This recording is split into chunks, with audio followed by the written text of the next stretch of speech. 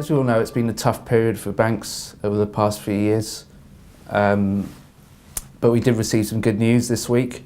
The Bank of International Settlements, which administers the Basel capital rules for banks, they decided to relax the requirements on the leverage ratio.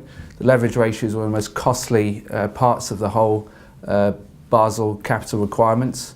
So this is really positive news for banks, and it's a boon for the sector going forward this year. If we look at the market iTraxx senior financials compared to the market iTraxx Europe, we can see that the gap has closed quite significantly, which implies that bank credit spreads have improved in comparison to the average corporate spread, as well as the regulation which is impacting the sector. Another big factor driving that rally is the performance of peripheral debt. If you look at the spreads of Italy, Spain, Portugal and Ireland, they've all rallied significantly this year, and this week, over the past week, they've rallied even further.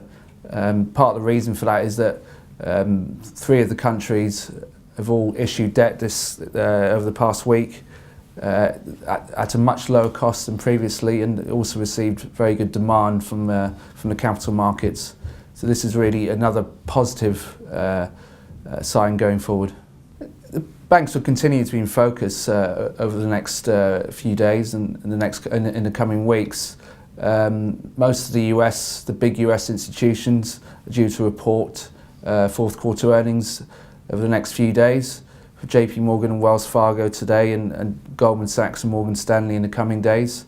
Q4 is expected to be better than Q3, which was pretty terrible. But if we do receive some negative surprises, it could hit sentiment.